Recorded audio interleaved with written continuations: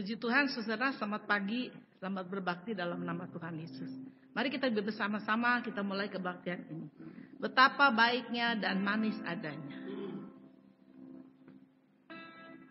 Betapa baiknya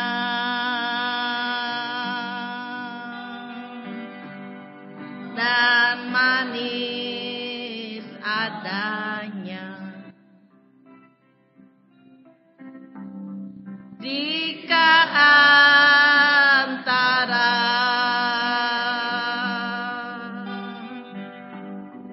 sesama saudara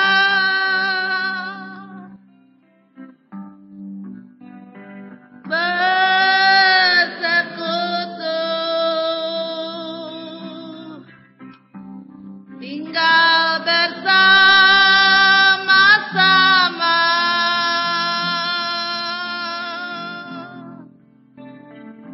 Karya Allah yang heran maupun nyata,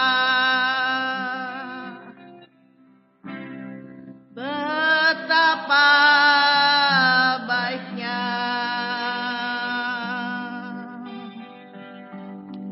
dan manis adanya jika antara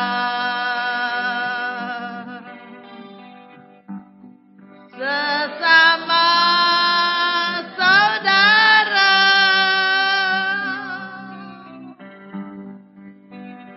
bersekutu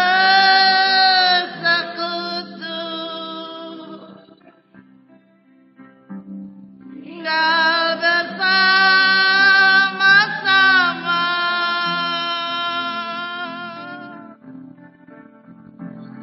Karya Allah yang heran maupun nyata. Terima kasih Bapa di dalam sorga. Jikalau kembali pagi hari ini kami boleh datang berbuat bakti kepadamu, kami boleh berkumpul bersama-sama Tuhan. Ini semua adalah anugerah-Mu, kemurahan-Mu. Kau sedang mengerjakan kehidupan kami pribadi lepas pribadi, bahkan keluarga kami Tuhan. Sekalipun kami harus beribadah Tuhan secara live streaming, keluarga demi keluarga boleh berkumpul dalam rumah mereka masing-masing Tuhan, untuk bersama-sama bersekutu di dalam nama-Mu. Inilah karya Allah di dalam rumah tangga kami Tuhan. Sebab itu kami bersyukur dan berterima kasih. Antara sesama keluarga, sesama saudara, boleh duduk bersama-sama memuji Engkau, membesarkan nama-Mu. Bahkan kami boleh bersekutu dalam firman-Mu Tuhan. Jadikan kami bagikan Maria-Maria yang rohani. Sehingga Tuhan, saudaranya Lazarus juga boleh dimenangkan, boleh dibangkitkan Tuhan. Sehingga jikalau Engkau datang melawat rumah Marta dan Maria, Engkau tidak menemukan Lazarus bersama mereka. Tetapi saat Engkau datang dalam perjamuan di Simon, Engkau sudah mengubahkan kehidupan daripada Lazarus, sehingga boleh bersama-sama duduk makan dengan Engkau Tuhan. Inilah karya Allah dalam keluarga Maria, Marta, dan Lazarus, sekalipun orang tuanya tidak ditampilkan, tapi Engkaulah Bapa bagi setiap anak yatim. Kami bersyukur memiliki Engkau Tuhan, Allah kami yang besar dan ajaib Tuhan. Sebab itu kami juga merindu keluarga-keluarga kami, boleh seisi rumah tangga kami, boleh bersama-sama beribadah kepadamu pada hari-hari Sabat Tuhan. Supaya Engkau menguduskan rumah tangga kami, Engkau memberkati rumah tangga kami di tengah-tengah suasana epidemi corona ini. Kami boleh tetap bersekutu di dalam nama-Mu. Sebab itu biarlah rumah demi rumah, Tuhan, kami boleh menyatukan hati kami. Bersama-sama kami dari dalam bait-Mu Tuhan. Memanggil nama-Mu, memuji nama-Mu. Kau hadir dalam ibadah kami pada pagi ini. Nyatakan kuasa-Mu, nyatakan berkat-Mu Tuhan. Supaya kuasa kebangkitan Tuhan boleh selalu kami alami pribadi lepas pribadi. Bahkan dalam gereja-Mu di seluruh muka bumi ini Tuhan. Bangkitkan iman mereka Tuhan. Bekerja dalam hati mereka. Supaya mereka tetap boleh bersekutu dengan Engkau. Tidak meninggalkan jam-jam ibadah untuk keperluan-keperluan yang lain. Tapi mereka tetap memberikan hidup mereka kepada Engkau. Untuk dapat memuliakan Engkau Tuhan. Biarlah kemuliaan memenuhi seluruh muka bumi pada hari ini Tuhan. Sebab hari ini merupakan sabat bagi kami Tuhan. Di mana kami boleh beribadah kepada-Mu. Berkati ibadah kami. Berkati rumah demi rumah Tuhan. Supaya hadirat Allah ada dalam setiap rumah tangga kami. Bahkan yang belum diselamatkan, yang belum mau duduk bersama-sama kami untuk beribadah kepada Tuhan. Lawat mereka Tuhan. Berikan belas kasihan-Mu. Engkaulah jalan kebenaran bagi kami. Bahkan hidup yang sesungguhnya Tuhan. Sebab itu Tuhan, bekerja dalam ibadah kami sampai selesainya. Kau pakai hamba-Mu dalam memberitakan firman-Mu. Kau pakai kami semua untuk kami boleh mengerti akan kehendak-Mu Tuhan. Terima kasih Bapa di surga. Segala puji, hormat, dan syukur kami berikan bagi Engkau. Dan kami percaya segala bentuk pekerjaan sudah dihancurkan, dikalahkan. Sehingga hadirat-Mu ada bersama kami pada pagi hari ini. Di dalam nama Tuhan Yesus kami memulaikan ibadah ini. Haleluya. Amin. Puji Tuhan, kita mau nyanyikan pujian. Yesus adalah jalan, kebenaran, dan hidup. Puji Tuhan ya. Yesus memanggil padamu dengan suara manis merdu. Marilah datang padaku, Yesus berseru.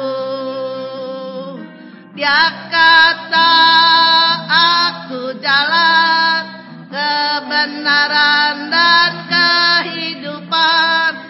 Tiada seorang sampai ke Bapa tanpa-Ku. Akulah jalan dan pintu, akulah gembala sungguh. Entar ke padang yang hijau, ke tempat teduh. Dia kata, aku jalan, kebenaran dan kehidupan. Tiada seorang sampai ke Bapa tanpa-Ku. Lebarlah jalannya dunia yang menuju ke neraka. Tapi sempitlah jalannya menuju surga. Dia kata, aku jalan, kebenaran dan kehidupan. Tiada seorang sampai ke Bapa tanpa-Ku. Dia kata, aku jalan, kebenaran dan kehidupan. Tiada seorang sampai ke Bapa. Nah, sekali lagi. Dia kata, aku jalan, kebenaran dan kehidupan. Tiada seorang sampai ke Bapa tanpa-Ku. Puji Tuhan ya. Kita sudah terima jalan dan kebenaran itu ya. Sehingga kita boleh berjalan di atas jalan daripada Tuhan ya. Seringkali jalan kita bukan jalan Tuhan. Pikiran kita bukan pikiran Tuhan. Tapi kita berterima kasih ya. Lalu Tuhan selalu memberikan firman-Nya sebagai jalan keluar buat segala masalah kita ya. Juga dalam suasana APD Corona ini ya, Tuhan memberikan jalan keluar lewat firman-Nya, lewat perkataannya. Asal kita mau percaya ya, dan melakukan apa yang menjadi perintah Tuhan, ya, pasti berkat Tuhan akan mengalir, ya. Kalau Tuhan berkata kepada murid-murid, ya, iman mereka waktu itu sedang goncang, ya. Tetapi kalau Tuhan berfirman, ya, labuhkan di sebelah kanan, ya, dan mereka melakukan perintah Tuhan. Mereka menemukan ikan-ikan yang banyak. Mereka diberkati, ya. Sebab itu kalau saudara mau diberkati, mari, ya, kita belajar, ya. Bukan hanya kita boleh mendengar jalan Tuhan, mengerti jalan, tapi kita harus berjalan menempuhnya, ya. Hanya orang-orang yang mau berjalan menempuh jalan Tuhan akan mengalami damai sejahtera, ya. Sekalipun beban itu ada, ya, kesukaran ada, ya. Bahkan keadaan-keadaan hari-hari ini kita lihat di negara kita juga, ya. Selama PPKM darurat ini, pedagang-pedagang mengeluh, ya. Mereka mengibarkan bendera warna putih, tanda perkabungan, ya. Tapi sesungguhnya kalau mereka tidak bertobat, mereka akan berkabung sampai selama-lamanya, sampai kekal, ya. Di mana mereka akan berada di tempat tangisan dan retak gigi, ya, retak gigi, ya. Tempat sana yang kekal selama-lamanya. Kalau mereka tidak mau berdamai, berduka cita oleh karena keadaan dunia, oleh karena kejahatan manusia, oleh karena dosa-dosa mereka. Kalau mereka tidak mau bertobat, tidak mau datang kepada Yesus, ya, tidak ada seorang pun sampai kepada Bapa kecuali melalui aku, ya. Kita berterima kasih, ya, kita memiliki Yesus, ya. Kita mengenal Dia juru selamat kita, Dia Tuhan kita, ya. Dia gembala yang baik, bahkan Dialah mempelai pria sorga. Dia akan membawa kita, menjemput kita supaya di mana Tuhan berada, di situ juga kita berada, ya. Sebab itu beban-beban yang ada pada hari-hari ini, bahkan dalam pelayanan pekerjaan Tuhan, ya, kita mau bawa kepada Tuhan, kita datang kepada Dia. Waktu kesempatan doa setiap pagi, ya, jemaat sini mendapat kemurahan Tuhan, boleh datang setiap pagi, bertelut di bawah kaki, tersungkur kalau perlu di kaki Tuhan, ya. Mohon belas kasihan, kemurahan, perlindungan Tuhan, ya, supaya Tuhan memberi kita damai sejahtera. Beban ada, kesukaran ada, tapi kita tidak berputus asa, ya. Sebab ada jalan keluar. Dialah jalan kebenaran dan hidup. Amin, saudara. Puji Tuhan. Mari kita nyanyikan pujian, ya. Ketika aku berbeban berat. Ketika aku berbeban berat, ku datang kepada Yesus. Dia berikan damai dan sukacita, sejahtera dalam hidupku. Ketika aku berputus asa, ku datang kepada Yesus. Dia bebaskanku dan lepaskanku. Ini aku jadi baru. Yesus, Yesus Tuhan, mulia nama-Mu. Ku tinggikan, agungkan nama-Mu selama-lamanya. Ketika aku berbeban berat, ketika aku berbeban berat, mari kita datang kepada Yesus. Datang kepada Yesus. Dia berikan damai sejahtera, berikan damai dan sukacita, sejahtera dalam hidupku. Ketika aku berputus asa, ku datang kepada Yesus. Dia bebaskanku dan lepaskanku. sesuatu jadi baru. Yesus, Yesus, Tuhan, mulia nama-Mu. Ku tinggikan, ku agungkan nama-Mu selama-lamanya. Yesus, Yesus. Yesus, Yesus, Tuhan, mulia nama-Mu. Ku tinggikan, agungkan nama-Mu selama-lamanya. Puji Tuhan. Biar Tuhan yang ditinggikan ya.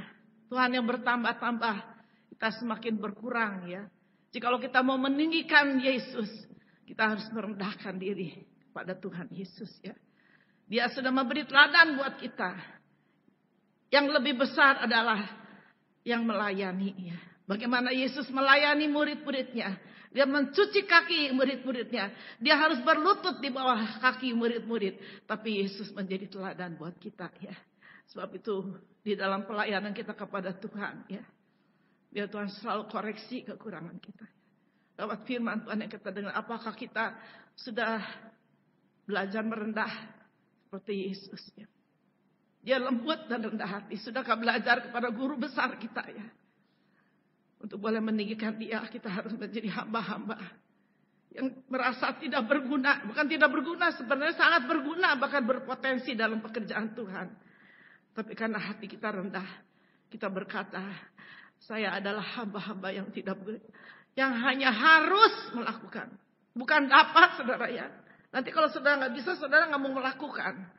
Tapi kalau kita mau ya, kita berkata kepada diri kita dipaksa ya untuk harus melakukan kehendak Tuhan. Kita bisa mengatasi sebab Tuhan lebih besar di dalam hidup kita. Dari semua masalah yang kita hadapi di dalam dunia ini. Tuhan lebih besar dari corona ya. Tuhan lebih besar dari semua ciptaan yang ada di bumi ini ya. Sebab dialah yang terutama ya. Dia menciptakan semua bagi dia, untuk dia, dari dia. Sebab itu biar kita mau kembalikan selalu ya. Segala puji hormat untuk kebesaran kemuliaan nama Tuhan ya. Kita rindu ya. Di tengah-tengah kekurangan, keterbatasan manusia kita ya. Gereja juga terbatas ya menghadapi epidemi corona ini. Saudara lihat hamba-hamba Tuhan yang besar sekali tunduk kepada peraturan pemerintah. Gereja ditutup. Tidak bisa diperlukan untuk ibadah. Gereja yang besar, yang mewah, yang indah. Kosong ya. Ya, sebab itu mari biar kita mohon Tuhan nyatakan pribadi. Engkaulah segala Tuhan dari atas semua yang dipertuannya. Engkaulah Tuhan di atas semuanya. Dia kepala atas segala pemerintahan yang ada di dunia ya. Sebab itu Rasul Petrus berkata, kami harus lebih taat kepada Allah daripada kepada manusia ya. Jadi kalau pemerintah terus membuat peraturan sehingga iman kita menjadi padam, kita harus berseru, Tuhan jangan sampai iman umatmu menjadi padam ya. Tunduk kepada kekuasaan manusia. Sebab itu mari saudara lewat doa kita setiap pagi. Tuhan, izinkan Tuhan bekerja dalam hati kita ya. Supaya kita bisa tunduk kepada Tuhan. Sehingga kita bisa membedakan mana hikmat Allah, mana hikmat dunia. Dunia ini berhikmat loh saudara. Ya. Bangun rumah sakit juga semua peraturan pemerintah dalam keadaan corona ini sepertinya bijaksana gitu. Sepertinya baik ya. Tetapi banyak kehidupan yang berteriak, yang merasa tertindas tekannya ya. Sebab itu Allah satu-satunya pembuat hukum, pembuat peraturan. Dialah hakim yang adil ya. Dialah pembuat hukum ya. Sebab itu mari kita mau kembali kepada hukum firman-Nya ya. Biar kita berdoa, Tuhan buka jalan. Supaya firman-Mu itu boleh selalu mendapat tempat di dalam pekerjaan Tuhan, juga di dalam hati umat-umat Tuhan ya. Sehingga gereja boleh berkembang terus sampai Tuhan datang kembali ya. Allah tidak pernah gagal ya. Manusia gagal, pemerintah gagal, tapi Yesus tidak pernah gagal. Puji Tuhan ya. Bapak kita berdoa biar kemuliaan Tuhan memenuhi seluruh muka bumi ini ya. Puji Tuhan ya. Kita mau menyanyikan pujian ya. Menjadi kemuliaan bagi Tuhan. Oh Tuhanku, biar hidupku menjadi kepujian dalam semua perbuatan. Engkau layak memilihku seorang, dijadikan alat kemuliaan. Engkaulah Tuhan, ku muliakan, turut kehendak-Mu di dalamku, menjadi Allah yang berserah, hidup bagimu ku menyerah. Yesus Tuhan, biar hidupku menjadi kepujian karena keajaiban,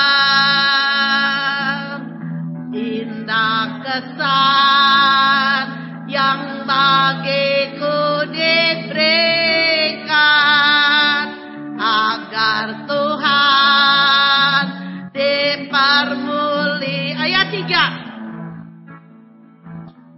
Oh Roh Suci, biar hidupku menjadi kepujian oleh kuasa heran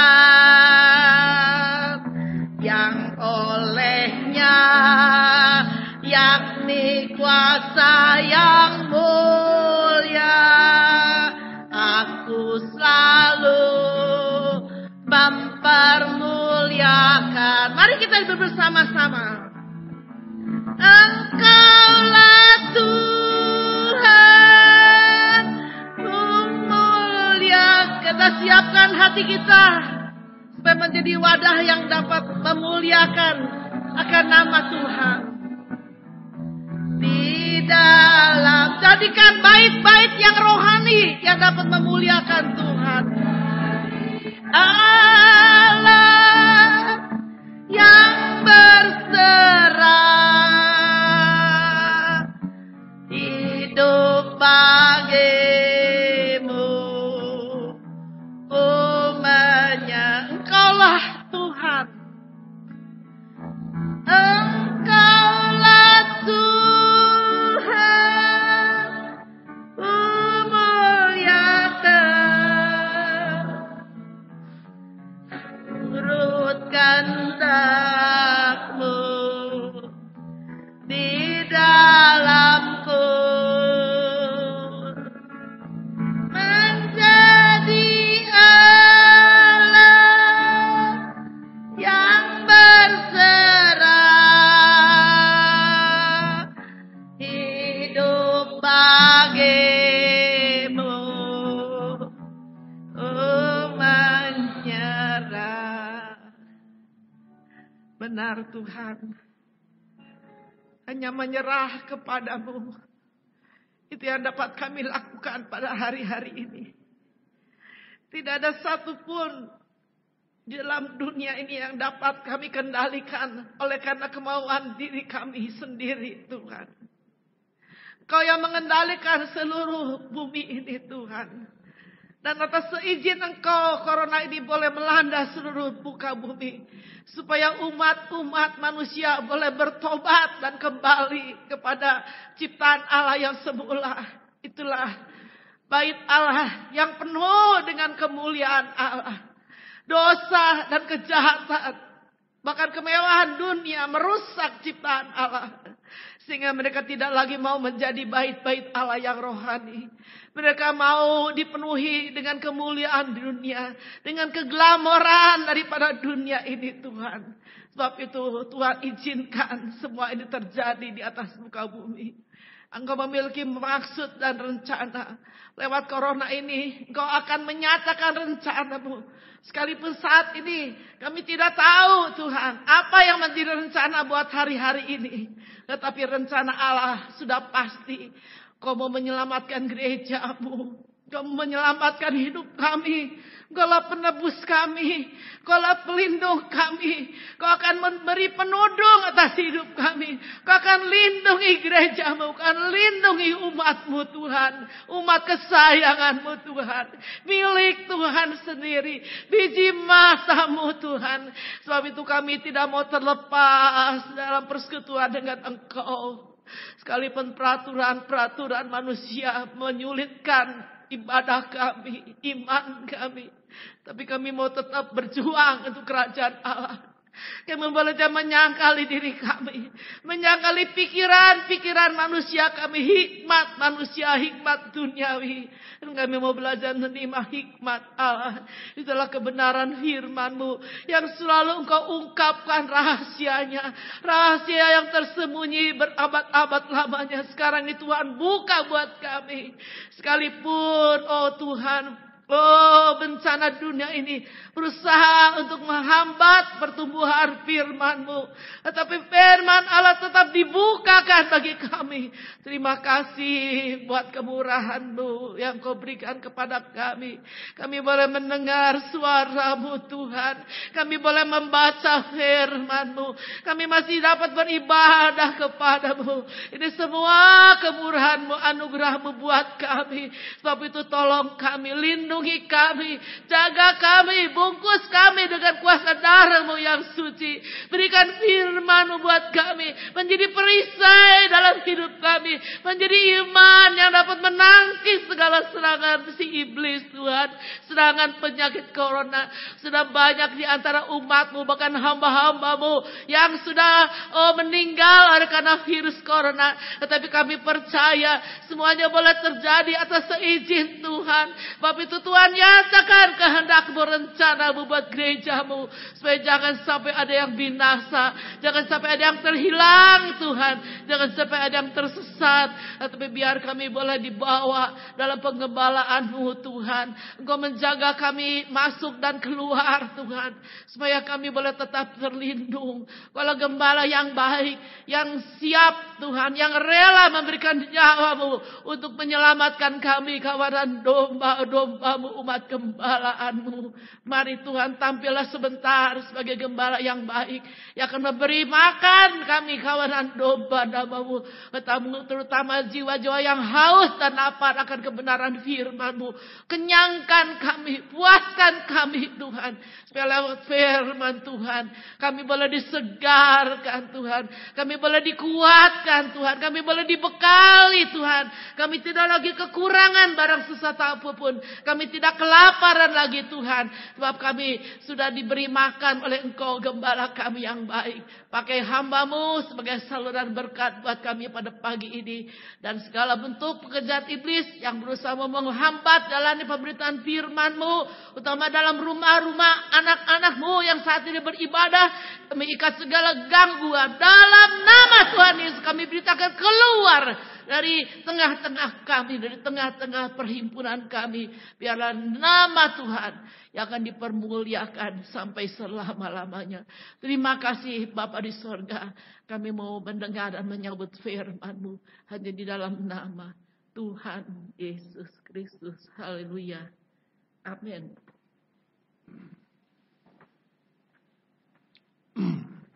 Puji Tuhan, mari tiba saatnya kita akan menerima firman Allah.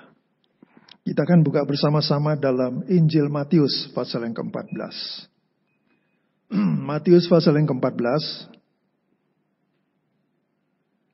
Matius 14 ayat 22 sampai dengan 33. Injil Matius pasal yang ke-14 ayat yang ke-22 sampai dengan ayat yang ke-23. Ya, kita akan perhatikan baik-baik firman Allah. Matius 14 ayat 22 sampai dengan 23. Yesus berjalan di atas air. Sesudah itu Yesus segera memerintahkan murid-muridnya naik ke perahu dan mendahuluinya ke seberang. Sementara itu ia menyuruh orang banyak pulang. Dan setelah orang banyak itu disuruhnya pulang, Yesus naik ke atas bukit untuk berdoa seorang diri. Ketika hari sudah malam, ia sendirian di situ. Perahu murid-muridnya sudah beberapa mil jauhnya dari pantai dan diombang-ambingkan gelombang karena angin sakal. Kira-kira jam 3 malam, datanglah Yesus kepada mereka, berjalan di atas air. Ketika murid-muridnya melihat dia berjalan di atas air, mereka terkejut dan berseru, "Itu hantu." Lalu berteriak-teriak karena takut. Tetapi segera Yesus berkata kepada mereka, "Tenanglah, aku ini, jangan takut." Lalu Petrus berseru dan menjawab dia, "Tuhan, apabila Engkau itu, suruhlah aku datang kepadamu berjalan di atas air." Kata Yesus, "Datanglah." Maka Petrus turun dari perahu dan berjalan di atas air mendapatkan Yesus. Tetapi ketika dirasanya tiupan angin, takutlah ia dan mulai tenggelam. Lalu berteriak, "Tuhan, tolonglah aku." Segera Yesus mengulurkan tangannya memegang dia dan berkata, "Hai orang yang kurang percaya, mengapa engkau bimbang?" Lalu mereka naik ke perahu dan angin pun redalah. Dan orang-orang yang ada di perahu menyembah dia, katanya, "Sesungguhnya engkau anak Allah." Inilah firman Tuhan buat kita semua pada pagi hari ini. Pengalaman daripada murid-murid Tuhan itu sekarang ini juga menjadi pengalaman kita sebagai orang-orang percaya. Ya, dalam menghadapi dunia dengan pandemi yang sedang berjalan dengan dahsyat ini, ya, kita bagaikan murid-murid yang menghadapi gelombang dan angin sakal. Perahu mereka diombang-ambingkan. Sama seperti sekarang. Pemerintah di dunia seperti terombang-ambing. Mengambil keputusan-keputusan yang kadang-kadang membingungkan orang. Mengambil keputusan yang kadang-kadang membuat orang gelisah. Bagaikan perahu yang diombang-ambingkan. Nah, itu sebabnya kita harus mengerti firman Tuhan. Saya nggak bisa membayangkan kalau orang itu Alkitabnya nggak pernah dibaca di rumah. Cuma di gereja saja kelihatannya kayak yang ia memperhatikan. Padahal di rumah nggak pernah dibuka. Orang seperti itu imannya sudah sulit diandalkan. Iman kita ini bergantung kepada firman Tuhan. Apapun yang kita hadapi sebenarnya tidak perlu membuat kita terombang-ambing. Kalau kita berpegang kepada firman Allah. Dan sekarang banyak gereja terombang-ambing. Orang-orang percaya bahkan pendeta-pendeta pun banyak diombang-ambingkan oleh situasi dunia. Sebab rahasia untuk menjadi kuat mengatasi semua adalah firman Tuhan. Menjadi sumber dari segala perkara. Ya, sebab itu saya tekankan lagi supaya kita perhatikan firman Allah. Alkitab itu periksa setiap hari, itulah firman Tuhan. Jangan cuma seminggu sekali dibuka. Di rumah tidak pernah dibaca. Kalau di gereja seperti yang suka membaca, tapi di rumah tidak pernah disentuh. Bagaimana saudara bisa punya iman? Iman itu dari firman Allah. Nah, kita akan melihat peristiwa ini tidak bisa dipisahkan dari pemecahan roti. Bagian di atasnya kita melihat Tuhan mengadakan mujizat dalam memecahkan 5 roti dan 2 ikan. Ya, kita baca ayat yang ke-22. dan 23a saja. Sesudah itu Yesus segera memerintahkan murid-muridnya naik ke perahu dan mendahuluinya ke seberang. Perhatikan sekarang, sementara itu ia menyuruh orang banyak pulang. Jadi di sini terjadi pemisahan antara orang banyak dan murid-murid. Orang banyak disuruh pulang, murid-murid harus melanjutkan perjalanan dengan perahu. Jadi ada pemisahan di sini antara murid dan orang banyak. Juga sekarang zaman akhir nanti akan ada pemisahan antara Kristen umum, Kristen yang hanya baca Alkitab seminggu sekali di gereja. Itu pun sekarang lebih hebat lagi, bobroknya Kristen ini pakai iPad. Tapi Kristen murid itu beda. Kristen murid adalah Kristen yang suka memperhatikan firman Allah. Ini akan dipisahkan. Sekarang akan terjadi dan sekarang sedang terjadi. Mana Kristen orang banyak? Pasti ketakutan pandemi, bingung menghadapi pandemi, khawatir menghadapi pandemi. Itu Kristen umum. Kristen yang tidak suka firman Allah. Tapi Tuhan mau jadikan kita seperti Kristen murid. Yang harus menghadapi segala sesuatu. Karena mereka adalah murid. Dan Yesus itu adalah guru. Nah, kenapa orang banyak dan murid ini dipisahkan? Sebab dalam pembacaan ayat di atas, waktu Tuhan mengadakan mujizat 5 roti dan 2 ikan, untuk 5.000 orang laki-laki, saya baca ayatnya di atasnya, kita baca ya. Kita baca. Ayat terakhir saja, ayat 21. Kita baca ayat yang ke-21. Yang ikut makan kira-kira 5.000 laki-laki. Laki-lakinya 5.000. Tidak termasuk perempuan dan anak-anak. Ini bisa 10.000 bahkan lebih mungkin. Itu pun sisanya 12 bakul dan beberapa ikan itu. Nah, waktu orang banyak melihat mujizat semacam ini, mereka kagum. Ya, kita akan baca peristiwa ini dalam Injil Yohanes, mari. Peristiwa pemecahan roti ini. Ya, saya ambil inti-intinya dulu ini. Yohanes 6. Bagaimana kekaguman mereka orang banyak ini. Waktu mereka terima mujizat roti itu. Yohanes 6, mulai 13.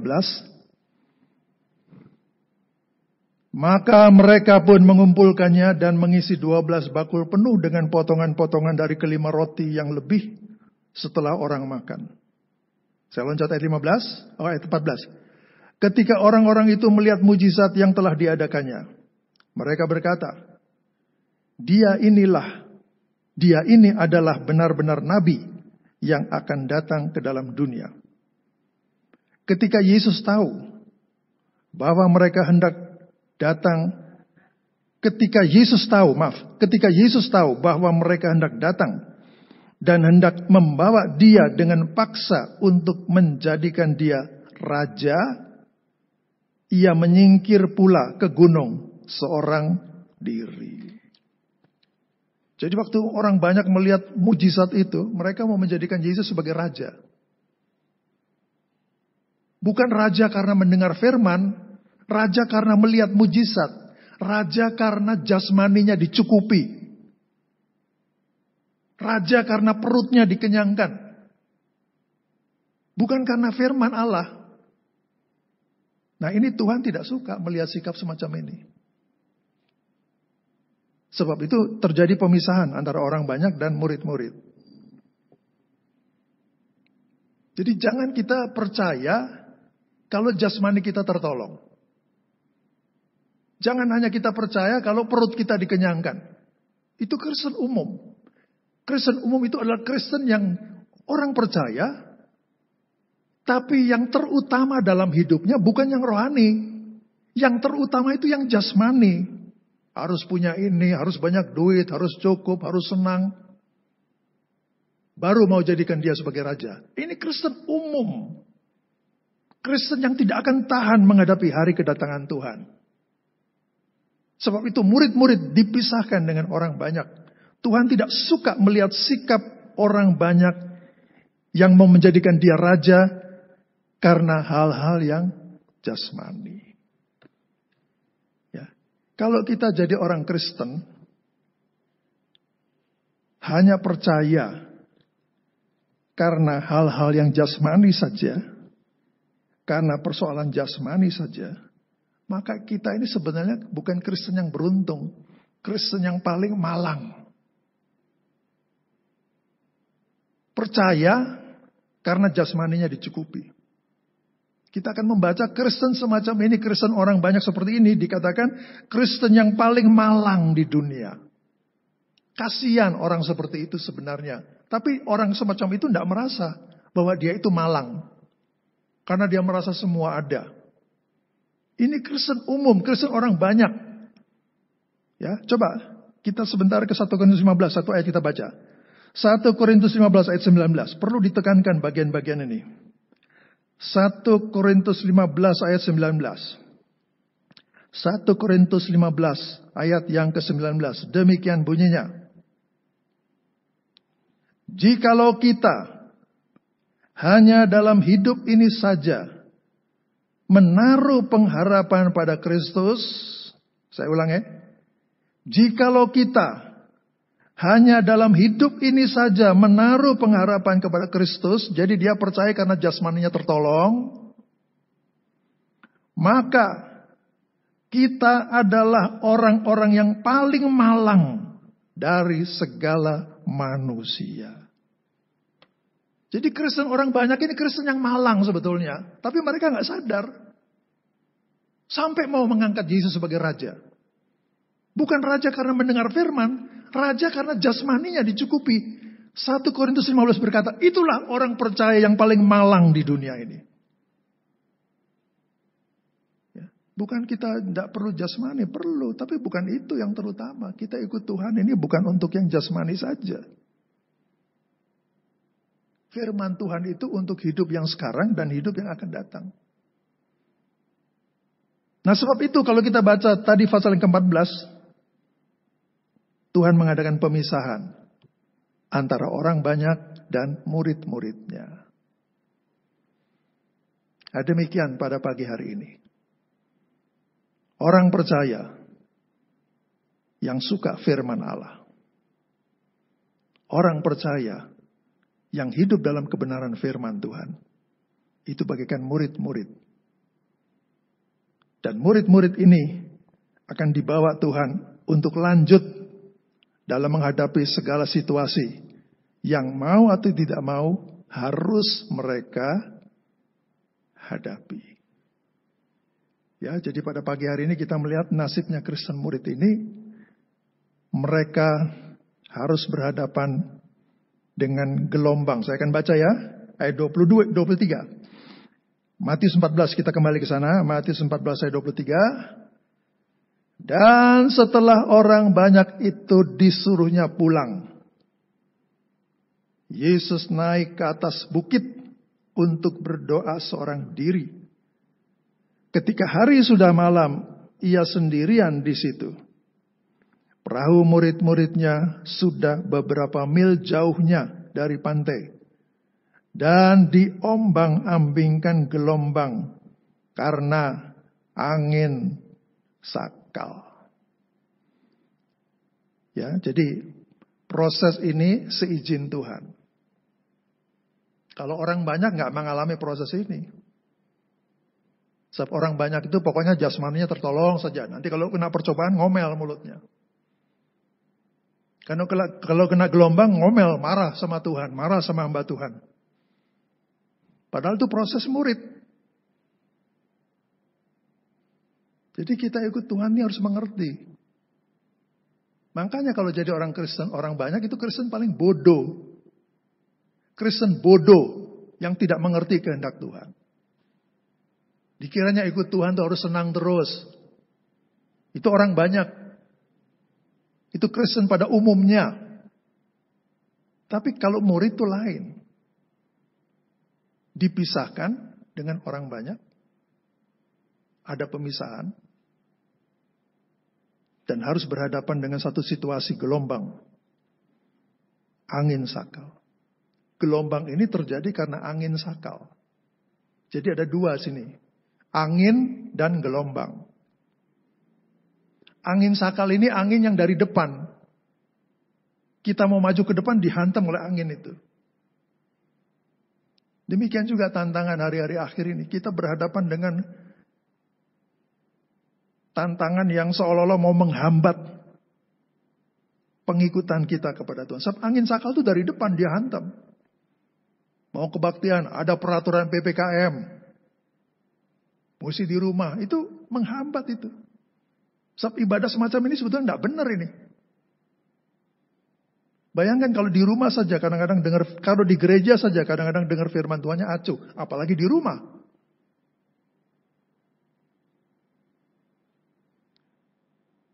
Mungkin kalau dia lapar sementara dengar firman, diambil dulu kue di lemari. Duduk lagi sambil mulutnya komat kamit. Ibadah semacam ini ibadah yang tidak sehat. Jadi kita harus mengerti. Kenapa Tuhan izinkan? Supaya kelihatan kualitasnya. Kalau Kristen murid, biarpun di rumah, sikapnya tetap hormat kepada firman Allah. Tapi kalau Kristen orang banyak, ayo lihat sana, lihat sini. Mungkin ada TV rame, dia lihat dulu TV-nya, dengar firman lagi. Itu Kristen orang banyak. Sekarang ini tesnya, sekarang ini ujiannya buat kita semua. Melalui satu peraturan yang aneh. Peraturan ini seperti angin sakal yang menghantam kita dari depan. Untuk menghambat perjalanan kita. Di situ akan terlihat mana umum, mana orang, mana murid. Mana Kristen orang banyak, mana Kristen murid akan terlihat. Jadi kalau Kristen orang banyak, makin sering kebaktian seperti ini makin senang dia. Bisa santai.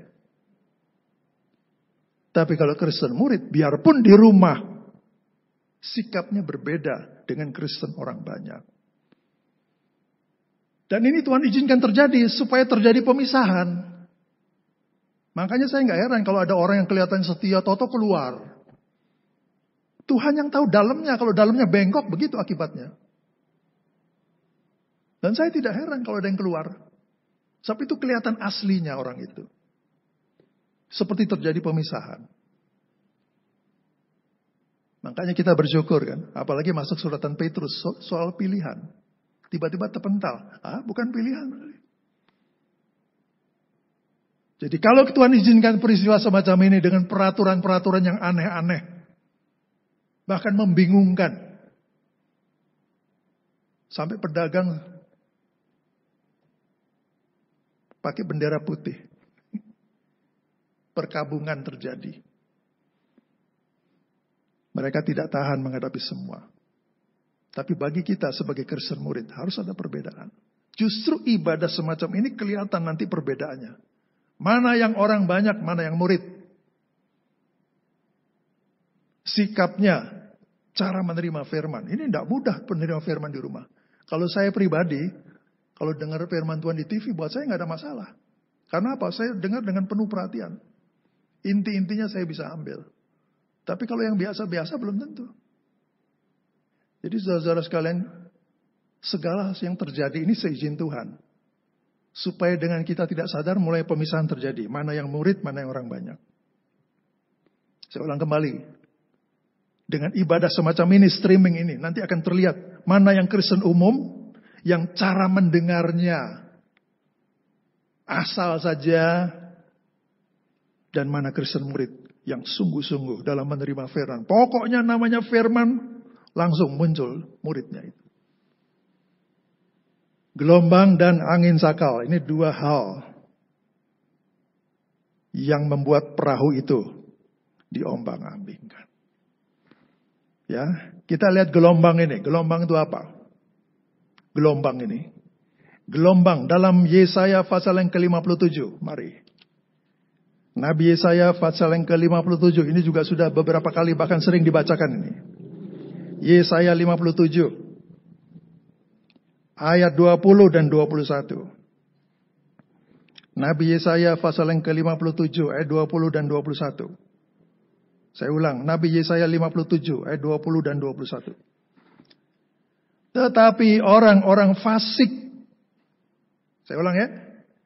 Tetapi orang-orang fasik adalah seperti laut yang berombak-ombak, sebab tidak dapat tetap tenang. Dan arusnya menimbulkan sampah dan lumpur. Tiada damai bagi orang-orang fasik itu, firman Allahku. Jadi gelombang ini adalah gaya hidup orang dunia yang penuh dengan kesombongan. Hanya memamerkan hal-hal yang jasmani saja. Itu arus yang sedang sekarang mengalir. Itu sampah dan kotoran di hadapan Tuhan. Ini menjadi kebanggaan orang fasik. Sampah jadi kebanggaan. Kotoran jadi kebanggaan. Itulah orang-orang fasik. Jadi jangan sampai kita ini seperti orang fasik.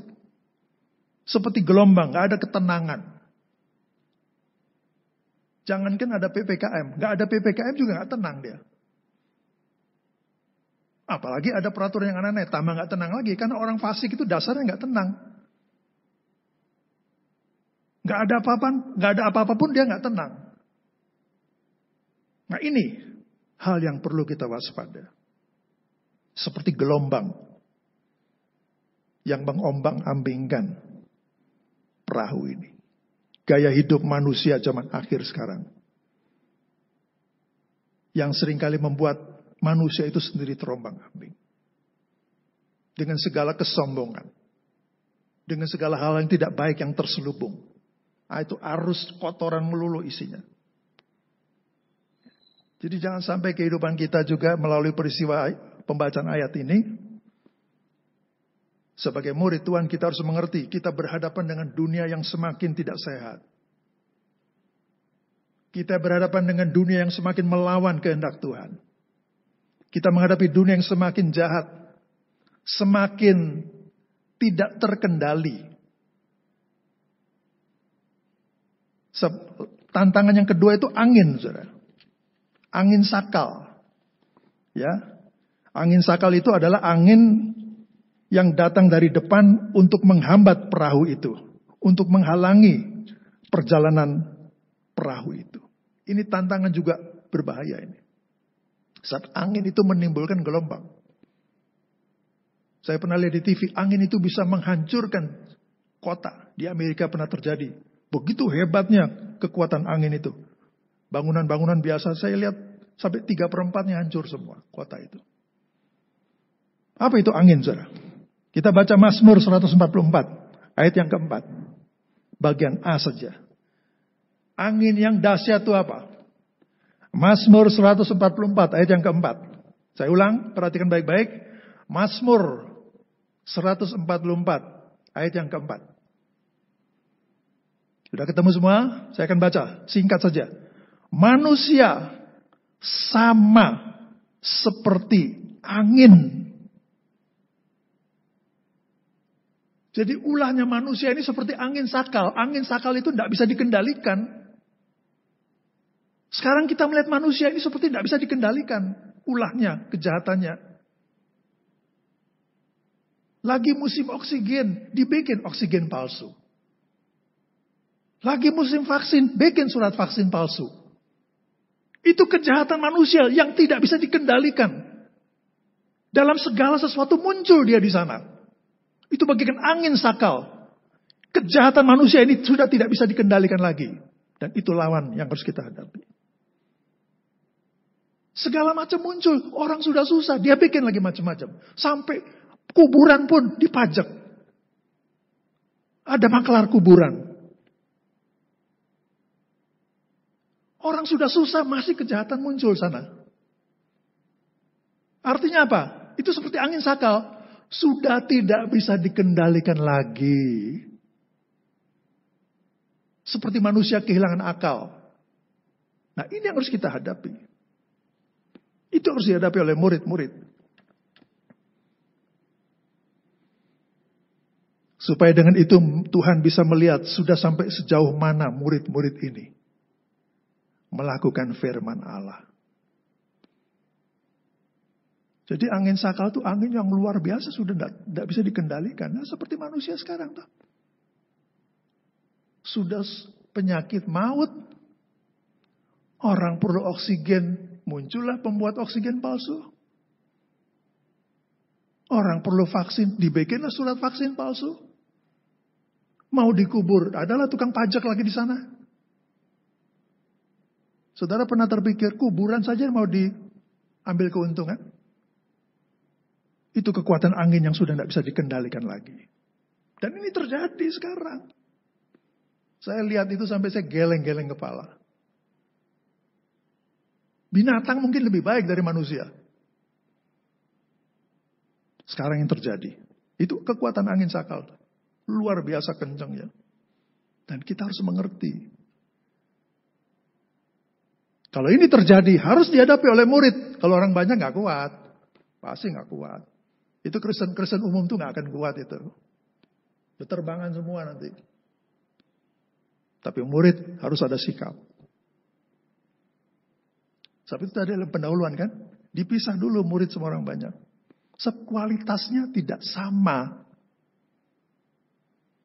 Kualitas Kristen murid dan Kristen orang banyak itu tidak sama. Harus ada perbedaan. Nah, kita juga demikian dalam suasana seperti semacam ini. Ini seizin Tuhan, saudara. Segala sesuatu yang terjadi dalam dunia itu seizin Tuhan. Supaya kelihatan kualitasnya. Mana yang murid, mana yang masih umum saja.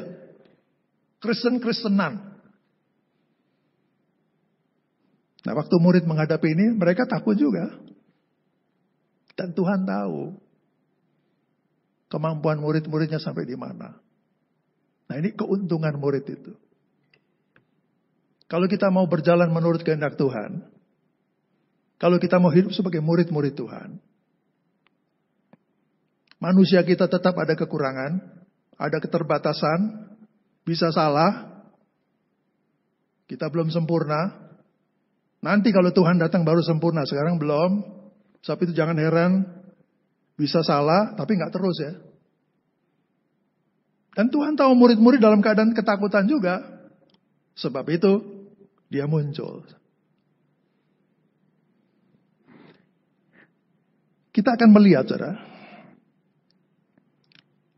Hantaman gelombang ini dikatakan dalam ayat yang ke-24 tadi. Matius 14 ayat 24. Perahu murid-murid sudah beberapa mil jauhnya dari pantai dan diombang-ambingkan gelombang karena angin sakal. Kalau di sini disebut hanya beberapa mil. Berapa mil sebetulnya jaraknya? Itu diungkap dalam Injil Yohanes pasal yang ke-6. Mari kita lihat Injil Yohanes pasal yang ke-6. Yohanes 6 ayat yang ke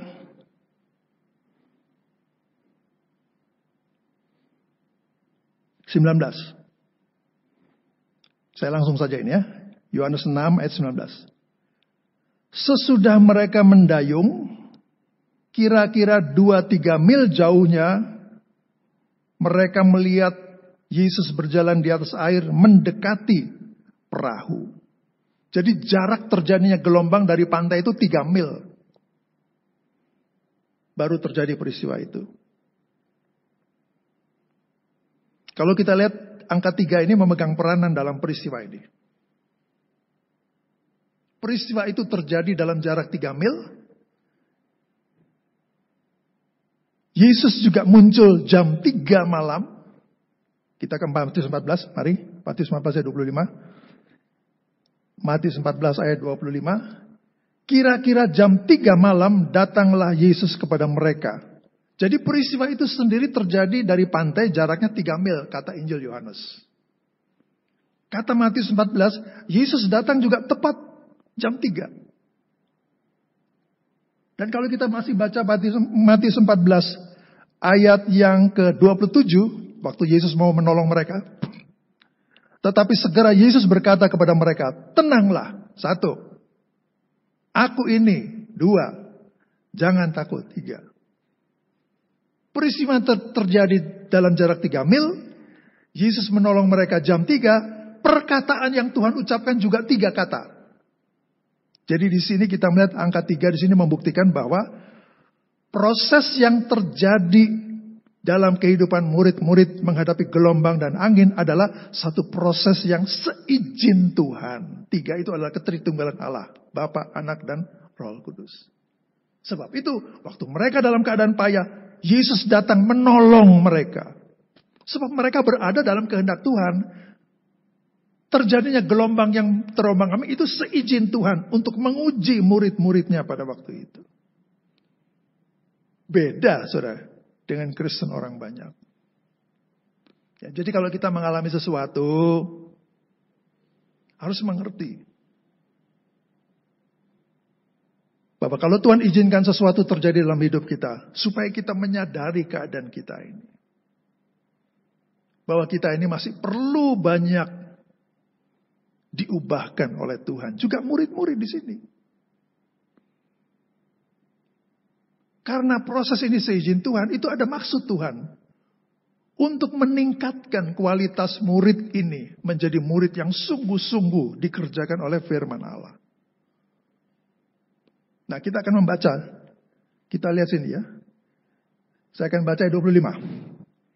Kira-kira jam 3 malam datanglah Yesus kepada mereka berjalan di atas air.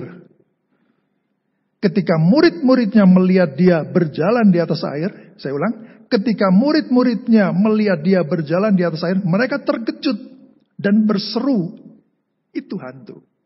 Nah, Tuhan datang kok dikira hantu. Apa artinya ini? Nah, itulah kualitas mereka baru sampai di sana. Apa itu hantu? Injil Lukas kita baca. Mari. Kenapa teriakan itu keluar? Hantu, itu hantu. Mari, Injil Lukas kita baca. Injil Lukas, pasal yang ke-24. Lukas pasal yang ke-24.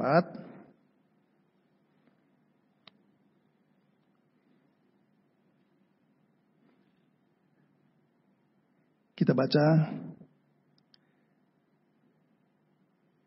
Sebentar. Ayat yang ke-38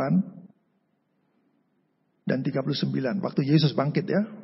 Waktu Tuhan menyatakan tubuh kebangkitan kepada murid-muridnya. Lukas 24 ayat 38 sampai 39. Akan tetapi ia berkata kepada mereka, mengapa kamu terkejut? Dan apa sebabnya timbul keraguan-raguan di dalam hati kamu? 39. Lihatlah tanganku dan kakiku. Aku sendirilah ini. Rabalah aku dan lihatlah. Perhatikan. Karena hantu tidak ada daging dan tulangnya. Nah, hantu itu tidak ada daging, tidak ada tulang. Seperti yang kamu lihat, ada padaku. Waktu murid-murid berteriak, itu hantu. Ya, firman Tuhan bilang, hantu itu tidak ada tulang, tidak ada daging. Tulang dan daging itu bentuk tubuh.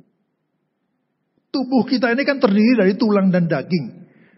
Kalau tidak ada tulang, hanya daging saja, ya bukan orang itu. Tumpukan daging namanya. Hanya tulang saja, tidak ada daging, yaitu tengkorak namanya. Jadi kalau timbul teriakan hantu, firman Tuhan berkata, hantu itu tidak ada tulang, tidak ada daging. Tidak ada bentuknya. Jadi selama itu murid-murid kelihatan mengerti firman.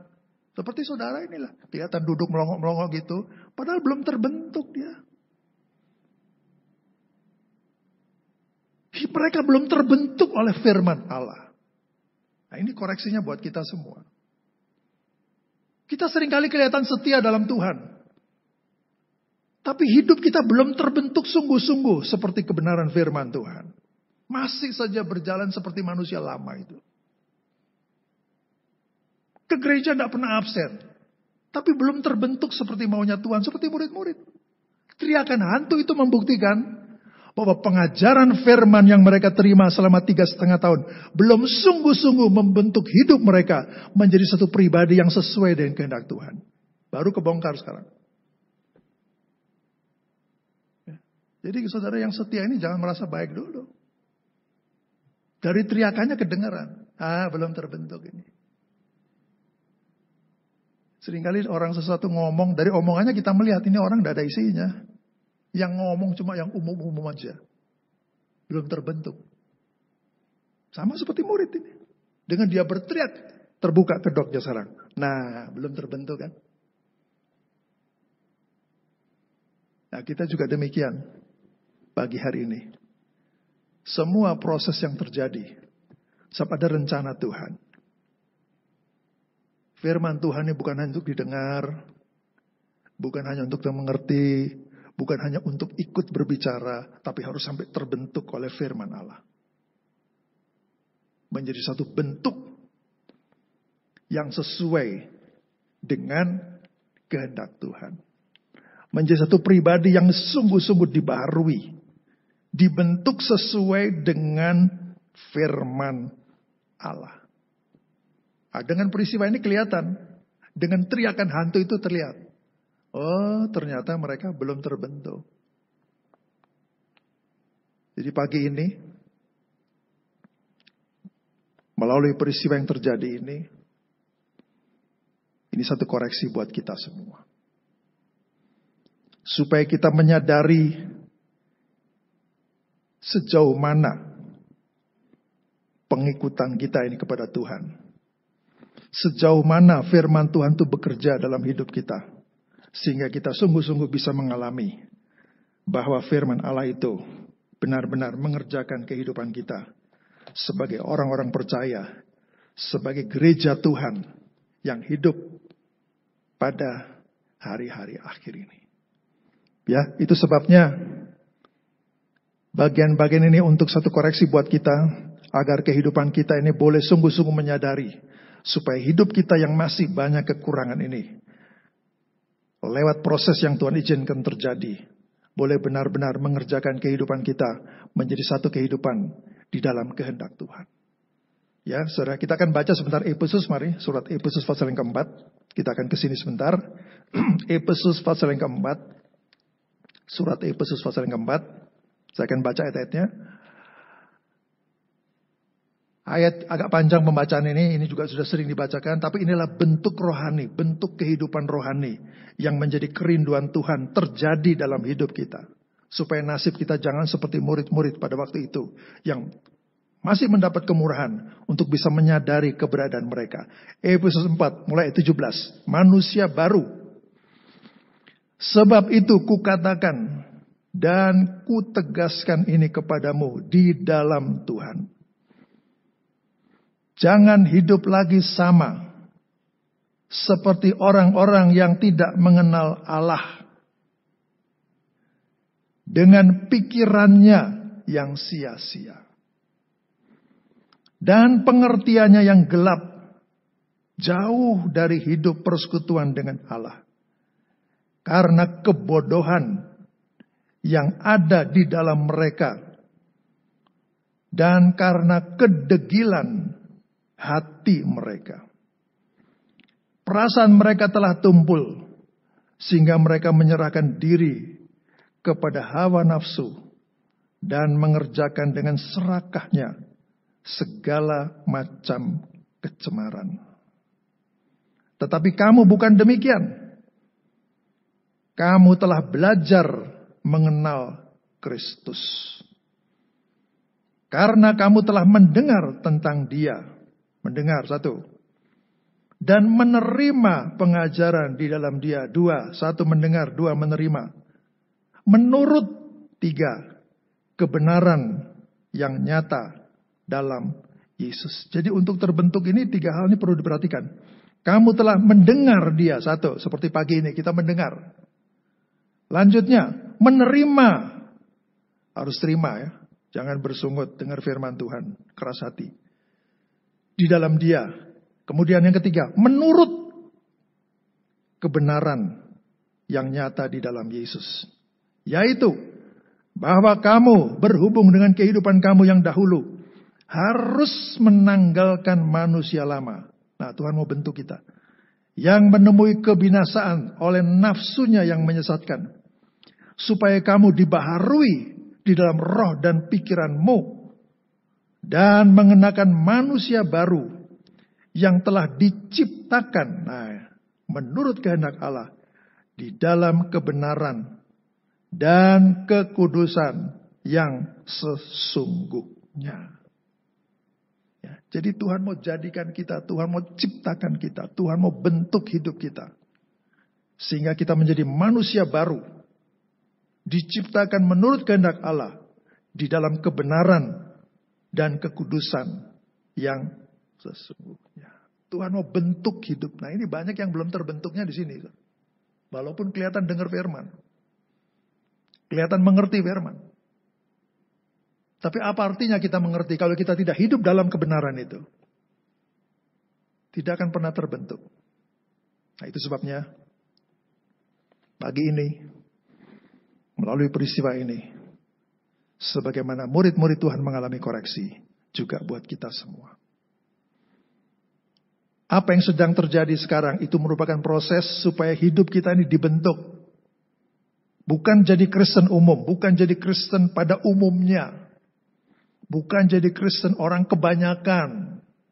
Tapi menjadi Kristen murid yang sungguh-sungguh berpegang kepada firman Allah. Jadi kualitas murid itu harus terlihat. Ini yang Tuhan mau. Baru kita nanti dibentuk selanjutnya. Ya, saudara itu kan murid kan? Yang namanya murid itu kan? Coba kita baca Yohanes 8. Kesini dulu kita baca. Yohanes 8 kita baca. Ayat 30 sampai dengan 32. Yohanes 8 ayat 30 sampai dengan 32. Ini sudah sering dibacakan ini. Kalau saudara suka firman pasti ingat ini. Tapi karena mungkin tidak pernah dibaca Alkitabnya ya gitu saja, bingung. Bukanya saya bingung atau di mana ayatnya. Wah, bahaya orang seperti itu. Yohanes 8 ayat 30 sampai 32. Setelah Yesus mengatakan semuanya itu, banyak orang percaya kepadanya. Percaya ya? Percaya saja tidak cukup. Sekarang baca kelanjutannya. Maka katanya kepada orang Yahudi yang percaya kepadanya, jikalau kamu tetap dalam firman-Ku. Nah, ini yang sudah percaya, ini harus dilanjutkan. Jikalau kamu tetap dalam firman-Ku, kamu benar-benar adalah murid-Ku. Tetap dalam firman artinya perhatikan firman Tuhan itu. Saya kalau tanya saudara suka baca Alkitab di rumah, saya rada khawatir. Jangan-jangan tidak suka baca semua ini jemaat. Terus saya khawatir ke sana pikiran saya. Kalau lihat model saudara ini saya pasti khawatir saya. Tapi kiranya Tuhan berkemurahan buat kita semua. Saya ulang ya. Jikalau kamu tetap dalam firman-Ku, kamu benar-benar adalah murid-Ku. Dan kamu akan mengetahui kebenaran. Dan kebenaran itu akan memerdekakan kamu. Kebenaran itu akan memerdekakan kamu. Sekarang kan banyak orang Kristen masih terikat. Terikat dengan uang, terikat dengan pekerjaan, terikat dengan hal-hal duniawi. Terikat dengan teman. Ada orang yang terikat sama teman. Padahal temannya orang kafir. Makanya saya bingung ya. Kalau ada orang ikut pengajaran. Tapi dia temannya, sobatnya ke orang dunia semua. Itu jadi pertanyaan buat saya. Kok bisa bersahabat sama orang seperti itu? Berarti dalamnya tidak benar nih orang. Saya sendiri sama hamba Tuhan juga saya lihat hamba Tuhannya. Ada hamba Tuhan yang kurang suka firman. Nah, saya nggak suka itu. Tapi kalau hamba Tuhan suka firman Tuhan, beda saudara. Makanya kalau saudara bisa sahabat sama orang dunia, saya bingung. Malah khawatir saya. Ada yang belum benar itu pasti. Sepersahabatan berarti kan ada yang cocok kan. Masuk terang dan gelap bisa cocok. Bisa. Terang dan gelap bisa bersahabat. Bolak-balik telepon si gelap ini. Berarti tidak benar ini orang ini. Sudah tahu gelap, biarpun anaknya. Kalau anak hidup dalam kegelapan, tidak mungkin kita bisa cocok. Banyak teguran, harus ditegur anak itu. Bukan malah telepon-teleponan terus begitu. Berarti dalam kita juga masih ada yang gelap. Nah ini perlu kita perhatikan. Ya, jadi kita sebagai sidang jemaat perlu kita perhatikan baik-baik. Murid saja masih kebongkar sekarang. Dengan teriakan hantu membuktikan bahwa mereka masih perlu proses pembentukan. Ya, nah kita kembali kepada Matius 14 tadi. Kita kembali ke sana. Sebab itu waktu Tuhan katakan, 3 perkataan Tuhan ini perlu kita perhatikan sekarang. Ayat 26 mulai. Matius 14 ayat 26. Ketika murid-muridnya melihat dia berjalan di atas air, mereka terkejut dan berseru, itu hantu. Lalu berteriak-teriak karena takut. Tetapi segera Yesus berkata kepada mereka. Tadi mereka berteriak-teriak karena takut. Tadi dikatakan kan? Lalu berteriak-teriak karena takut. Sekarang lihat perkataan Tuhan. Ayat 27. Tetapi segera Yesus berkata kepada mereka. Tenanglah, 1. Aku ini, 2. Jangan takut. Murid-murid dalam keadaan takut. Seharusnya kalimat yang pertama jangan takut. Tapi jangan takutnya ditempatkan yang ketiga. Yang pertama tenang. Padahal dalam keadaan takut kan harusnya kan jangan takut. Ini lagi takut kan? Jangan takut. Enggak. Tenang. Saudara bisa perhatikan ya. Mudah-mudahan saudara perhatikan. Saya ulang ya. Maka kata Yesus. Yesus berkata kepada mereka. Tenanglah. 2. Aku ini. 3. Jangan takut. Jangan takutnya ditempatkan di yang terakhir. Yang pertama tenang. Kenapa? Dalam situasi semacam ini Tuhan berkata tenang. Kenapa tenang ini yang pertama? Yesaya 33. Mari. Yesaya pasal yang ke-32. Perkataan tenang itu yang pertama diucapkan. Menghadapi suasana ketakutan yang sedang terjadi. Tuhan berkata tenang. Kenapa? Yesaya 32 ayat 17. Nabi Yesaya 32 ayat 17. Demikian bunyinya. Di mana ada kebenaran, di situ akan tumbuh damai sejahtera. Perhatikan yang kedua. Dan akibat kebenaran ialah ketenangan. Dan akibat kebenaran ialah ketenangan dan ketenteraman untuk selama-lamanya. Jadi tenang itu seperti Tuhan mau supaya murid-murid itu sungguh-sungguh berpegang kepada kebenaran firman Allah. Akibat kebenaran itu ketenangan. Kalau orang Kristen sekarang gelisah itu karena dia itu tidak benar. Itu loh. Bingung. Itu gak ada kebenaran dalam orang ini. Karena Alkitabnya tidak pernah dibaca. Tidak suka firman Allah.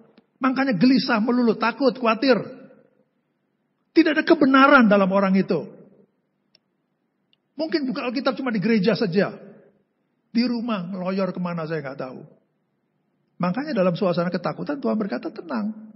Supaya mereka kembali koreksi kepada kebenaran firman itu. Sebab ketenangan itu akibat kebenaran. Kalau tidak benar pasti nggak tenang. Nah ini belum benar murid-muridnya. Ada yang nggak tenang pagi ini? Banyak saya mungkin. Ada yang khawatir, takut. Belum benar, belum hidup dalam kebenaran. Makanya khawatir melulu. Nanti tetangganya kena corona, mungkin dia ngungsi dulu ke tempat lain. Bagaimana Mazmur 91? 1.000 sebelah kiri, 10.000 sebelah kanan. Itu tidak akan sampai kepadamu. Baru satu tetangga udah ngungsi. Karena tidak benar. Itu aja. Sebab ketenangan itu adalah akibat dari kebenaran. Itu ketenangan. Makanya Tuhan berkata, tenang. Murid-murid harus kembali kepada kebenaran firman Allah. Ya, jadi menghadapi apa saja tenang aja.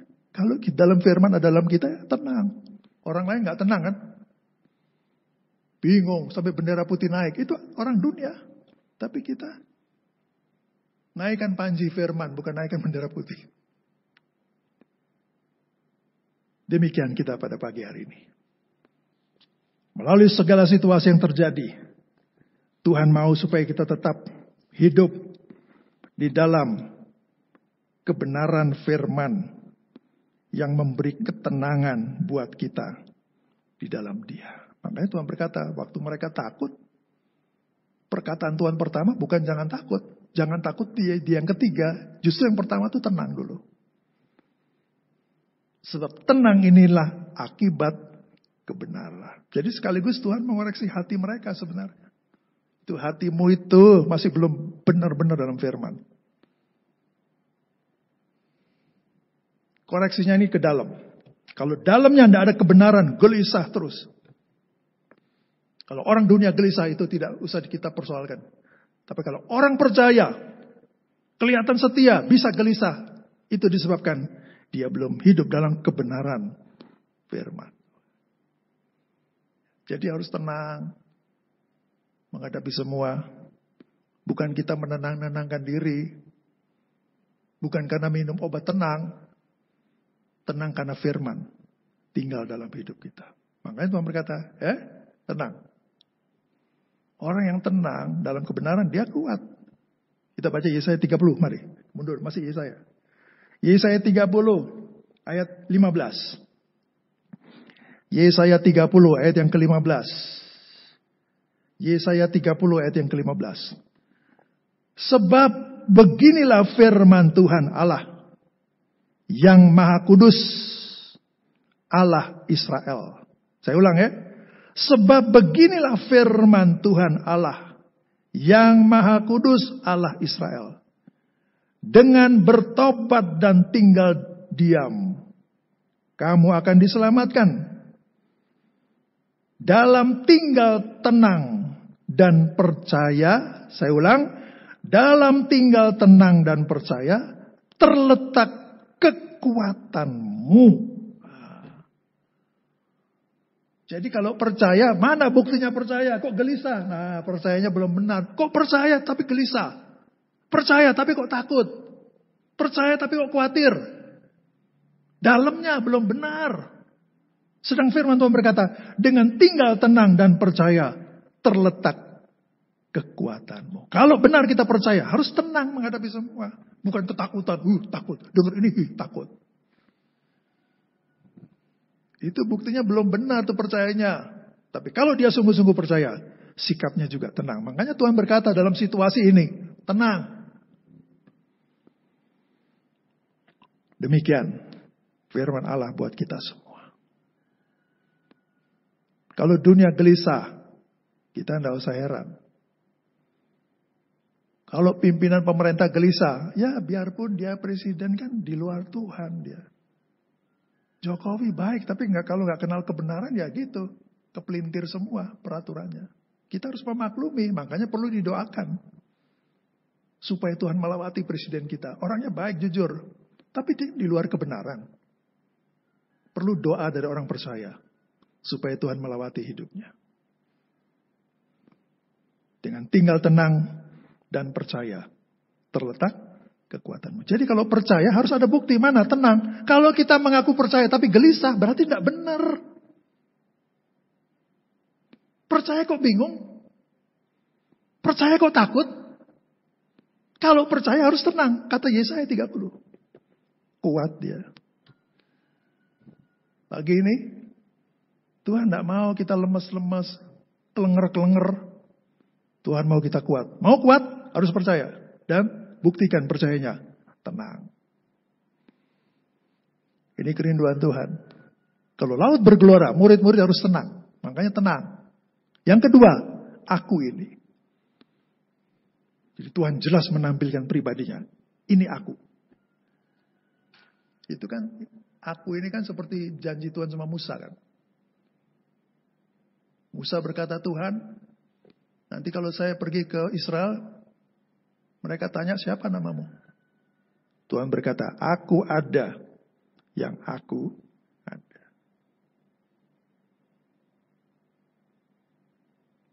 Jadi janji Tuhan buat orang Israel.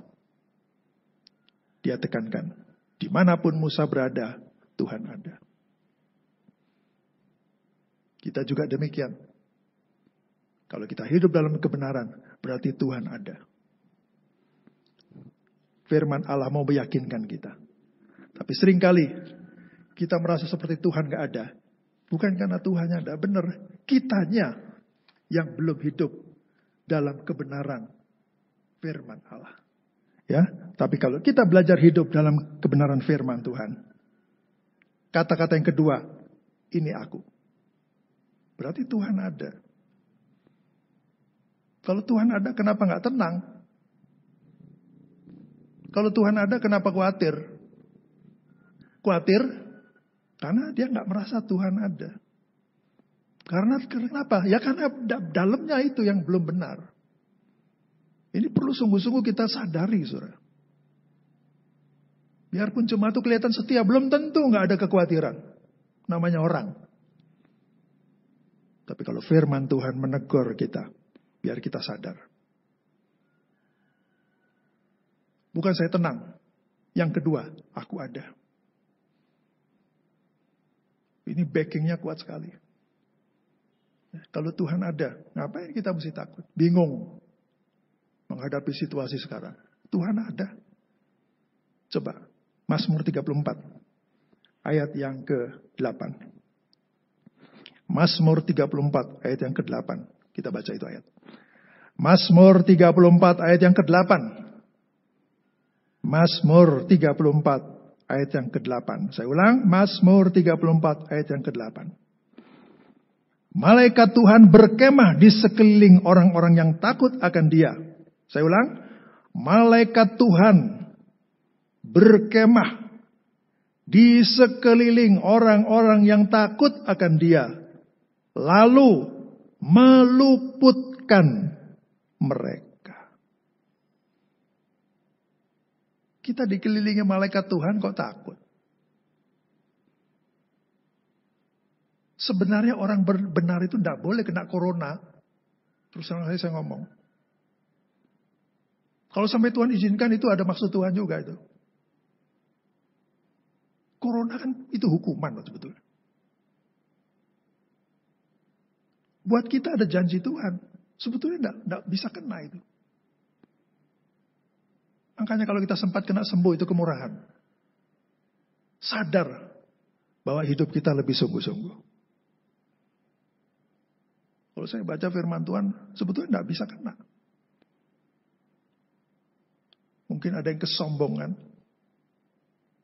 Kurang rendah hati. Mungkin pikirannya masih yang muluk-muluk terus gitu. Padahal Tuhan mau supaya kita ini sederhana. Hati kita ini sederhana. Sederhana, betul. Bukan pura-pura sederhana. Memang dalamnya sederhana. Tidak ada keinginan-keinginan berlebihan. Cukup dengan pemeliharaan Tuhan. Tapi kalau ada kesombongan, ada apa? Bisa kena. Dan biar kita menyadari semua ini. Ukuran kemuridan itu Tuhan sendiri. Bayangkan murid saja. Begitu dites, kelihatan. Sudah murid, tapi belum terbentuk. Belum terbentuk sesuai dengan polanya Allah. Makanya dibawa, ayo hadapi gelombang itu. Bingung semua. Tapi Tuhan sertai. Karena mereka murid, bukan orang banyak. Tuhan katakan, tenang. 2, aku ada. Jadi kalau saudara menghadapi apa, jangan takut. Tuhan ada. Tadi Mazmur, malaikat Tuhan berkeliling sekitar orang benar. Masa bisa kena? Tidak mungkin, saudara. Kalau benar Tuhan ada, Tuhan akan melindungi kita. Ya, makanya kalau dengar firman, pikirannya yang benar, jangan ngelamun. Jangan pikirannya di tempat lain. Perhatikan baik-baik itu. Supaya firman itu bekerja dalam hidup kita.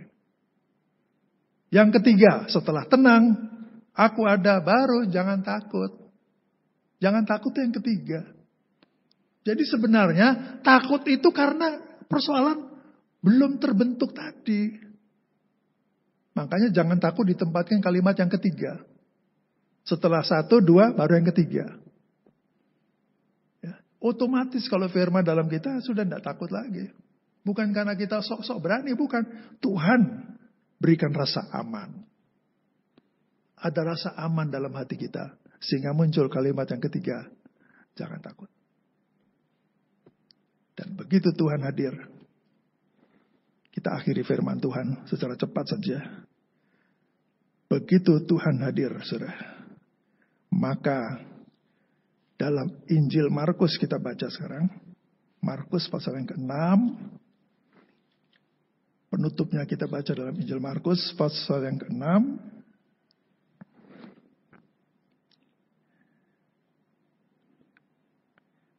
Ayat yang ke-50 sampai dengan 51. Markus 6, kita akhiri firman Tuhan dengan pembacaan pada Markus 6. Ini bagian yang sama dalam Matius 14 tadi. Markus 6 ayat 50 sampai 51. Sebab mereka semua melihat dia, dan mereka pun sangat terkejut. Tetapi segera ia berkata kepada mereka, tenanglah, aku ini, jangan takut. Lalu ia naik ke perahu dan mendapatkan mereka, dan angin pun redalah. Mereka sangat tercengang dan bingung. Begitu Tuhan ada di tengah-tengah mereka, berhenti semua angin ribut itu. Tuhan yang berhentikan itu. Ya, puji Tuhan pagi hari ini. Janji penyertaan Tuhan tetap sama. Berlaku buat kita sampai saat ini. Ya, supaya kita tidak usah khawatir, tidak usah gelisah, tapi pegang firman Allah, pegang janji Tuhan, maka segala perkara akan terjadi, ya, karena Dia ada, Dia beserta kita lewat firman yang disampaikan. Kalau firman Tuhan disampaikan pagi hari ini, supaya sebagai orang percaya, bukan sebagai Kristen umum, sebagai Kristen murid yang masih harus terus mau digarap, terus mau dikerjakan, sampai hidup kita ini terbentuk menjadi satu kehidupan yang sesuai dengan kehendak Allah. Ya, saya kira pagi ini saya tidak berpanjang firman Tuhan. Kita mau berterima kasih buat firman-Nya. Mari kita mau berdoa, kita berdiri bersama-sama.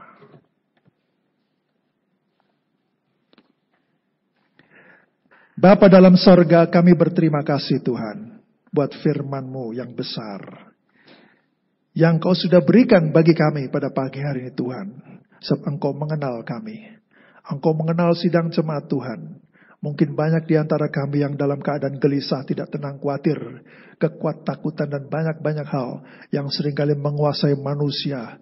Tapi Tuhan sebagai umat Tuhan, bahkan kalau kami mau belajar sebagai murid-murid Tuhan, ada janji Tuhan, ada janji penyertaan bagi kami Tuhan. Sesungguhnya kami tidak perlu khawatir, karena Engkau bersama kami, Engkau beserta kami dalam segala situasi. Sebab itu kami bersyukur buat pagi hari ini Tuhan, buat firman kebenaran yang Engkau tetap berikan bagi kami semua, supaya kami diyakinkan, kami dikuatkan, diteguhkan Tuhan. Kami diberi perlindungan yang teguh dari Tuhan, sehingga tidak perlu ada kekhawatiran dan ketakutan apapun, karena Engkau yang berjanji adalah Engkau yang setia.